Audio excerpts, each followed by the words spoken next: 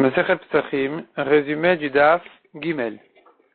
La Gemara continue à ramener des preuves, comme quoi la notion or, lumière, fait allusion à la nuit.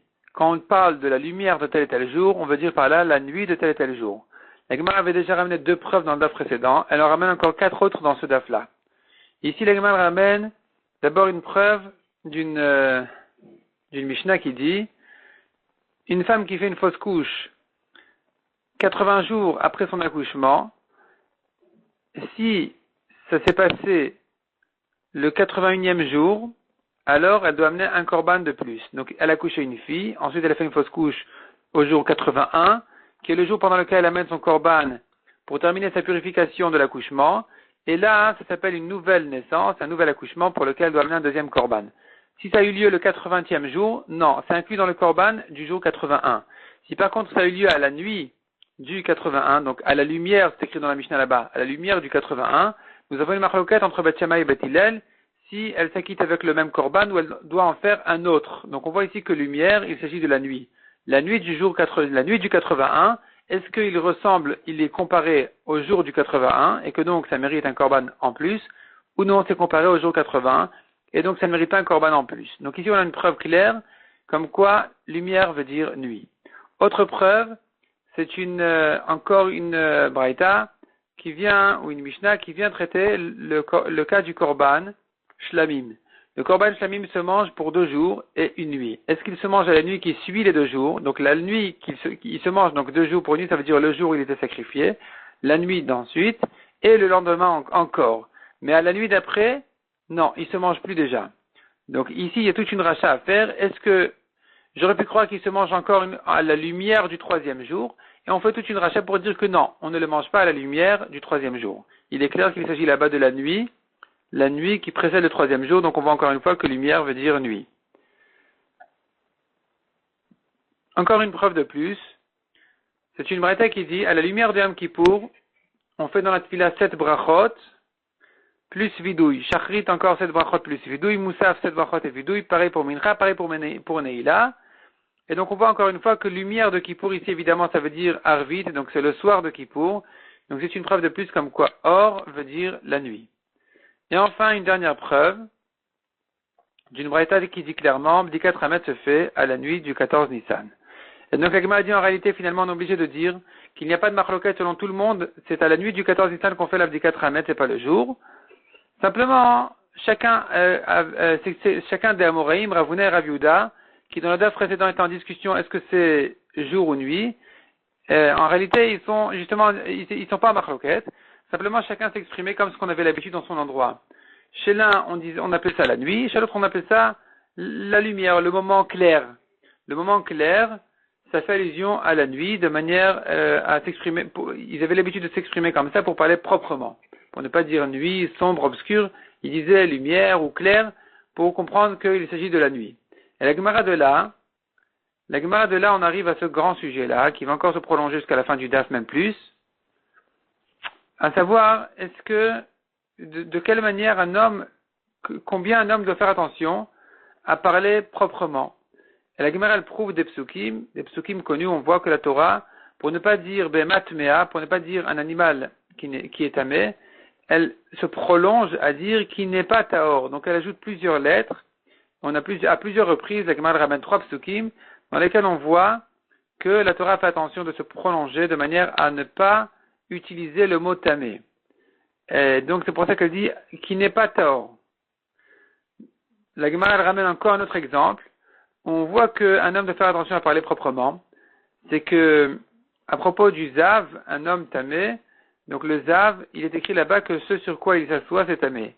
Et à propos de la femme aussi, c'est écrit la même idée. La femme tméa, c'est écrit le même principe.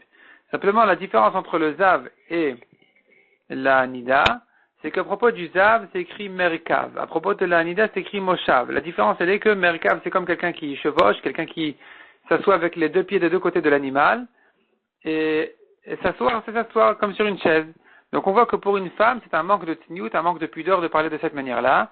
Et c'est pour ça qu'on dit là-bas, moshav, ce sur quoi elle s'assoit. Tandis que pour l'homme, on dit merkav. Donc merkav qui rappelle que ses jambes sont séparées l'une de l'autre par l'animal entre eux. Donc on voit que le pasuk fait attention à parler proprement. La Gemara dit non seulement les psukim, mais même les chachamim, et non seulement les chachamim, mais même les hommes qui parlent entre eux, les discussions simples.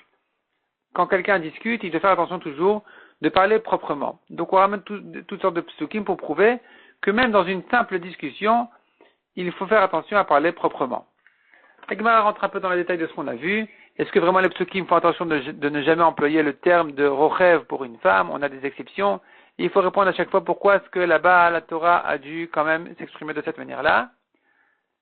Mais finalement le principe il reste que si c'est pas un cas exceptionnel, alors on préfère parler avec pudeur, avec propreté, de dire sur une femme qu'elle s'assoit et pas employer le terme de rochev qui fait allusion, qui rappelle que les jambes sont séparées. La Gemara dit, mais si c'est comme ça, alors pourquoi est-ce que la Torah elle emploie souvent le mot tamé? Répond la Gemara, non. En réalité, un homme doit parler brièvement à son élève. Il ne doit pas se prolonger. Donc toujours, la Torah elle va préférer dire tamé plutôt que de dire qui n'est pas taor. Parce qu'on préfère toujours le plus court. Simplement, au début, la Torah a dû dire qui n'est pas taor pour montrer que c'est important de faire attention à ça.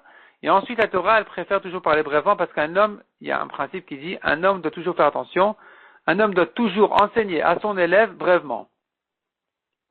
La Gemara ensuite raconte plusieurs histoires où on voit que les Chachamim faisaient attention à ce que la parole soit propre. Première histoire, c'était deux élèves de Rav. Ils étaient devant lui et ils ont dit, aujourd'hui c'était une sugia, un cours très difficile, vraiment. Et il y en a un qui a dit, ça m'a fatigué comme un porc fatigué. Et l'autre qui a dit, ça m'a fatigué comme un chevreau fatigué. Rav était tellement mécontent du premier qu'il arrêtait de lui parler. Deuxième histoire, deux élèves devant un Tana, un des Tanaïm, soit Hillel, soit Rabban Yochanan ben Zakkai. Un des deux a dit, pour quelle raison on fait attention quand on va récolter le raisin? On fait attention à ce que ça se fasse betahara, avec des récipients purs, tandis que quand on va récolter les olives, on ne les récolte pas en faisant attention à ce que les récipients soient purs. Et l'autre qui a dit, pour quelle raison, pour les raisins, on fait attention que les récipients soient purs, et pour les olives, même si c'est tamé, on récolte quand même. Donc, la Gemara le Tana, leur maître, en entendant la différence entre ses élèves, un qui fait attention de dire un récipient qui n'est pas pur, et l'autre qui a dit un récipient tamé, il a compris de là que celui qui a fait attention de parler plus proprement, il sera un grand homme, et il va rapidement être un moré au raot, un posek de halachot. Effectivement, c'est ce qui s'est passé. Autre histoire, trois Kohanim, qui se plaignaient qu'ils ont reçu très peu du lechem apanim, du pain du Beth Amikdash. Un qui a dit, moi j'ai reçu comme une fève, l'autre qui a dit comme une olive, et le troisième qui a dit, comme la queue d'un lézard. Et la comparaison avec le lézard qui est un reptile tamé, un reptile impur, a fait qu'ils ont décidé de vérifier pour quelle raison ils parlent comme ça sur les kodashim, sur le lechem apanim qui a de la kedusha, c'est comme un korban. Et effectivement, ils ont trouvé que ce kohen est un kohen pasoul. Autre histoire, un goy qui se vantait qu'il mangeait de l'agneau du Pessah, alors que la Torah dit un étranger n'en mangera pas, un homme qui n'est pas circoncis n'en mangera pas, et il dit voilà, moi j'en mange du meilleur. Rabbi Yehuda ben Betera, qui n'était pas sur place, c'est-à-dire que ce kohen il venait de loin à Yerushalayim, et Rabbi Yehuda ben Betera ne pouvait pas venir. Rabbi Yehuda ben Betera, en entendant le goy, il lui a dit, est-ce qu'il te donne de la queue? Va leur demander qu'il te donne de la queue. Effectivement, quand il est arrivé là-bas, il leur a demandé de lui donner de la queue. Et c'est comme ça qu'ils l'ont attrapé, ils lui ont dit, mais la queue, c'est au misbéach, ça se mange pas, on ne mange pas la queue. Et donc, ils ont vérifié qu'est-ce qui s'était passé, pourquoi est-ce qu'il a dit comme ça, jusqu'à ce qu'ils ont repéré que c'est un goy et ils l'ont tué. La Gemara raconte l'histoire d'un chacham que les chachamim lui ont envoyé vérifier comment va un autre chacham qui était malade. Il a vu qu'il était niftar, il est revenu en déchirant ses vêtements et en pleurant, et ils lui ont demandé comment va-t-il, il leur a dit est-ce qu'il est niftar, il leur a dit moi j'ai pas dit, c'est pas moi je ne raconte pas de mauvaises nouvelles, c'est vous qui avez compris tout seul. Dernière histoire du Daf, la Gemara raconte sur un homme qui est allé dans les champs voir comment va la récolte, et quand il est revenu on lui a demandé que devient le blé. Il leur a dit l'orge a bien poussé. Ils lui ont dit va raconter ta nouvelle aux chevaux et aux ânes, ils seront très contents parce qu'ils mangent l'orge. La Gemara dit mais qu'est-ce qu'il aurait dû dire? Il aurait dû dire le blé l'année dernière était bien, ou bien dire les lentilles cette année sont bien, mais pas ce qui concerne les animaux. Il devrait dire effectivement, il a bien fait de dire le bon côté, la bonne chose, mais pas quelque chose qui concerne que les animaux, plutôt quelque chose qui concerne les êtres humains. La Gemara dans la suivante va raconter encore une histoire. Dans ce sens-là, il faut faire attention à parler proprement.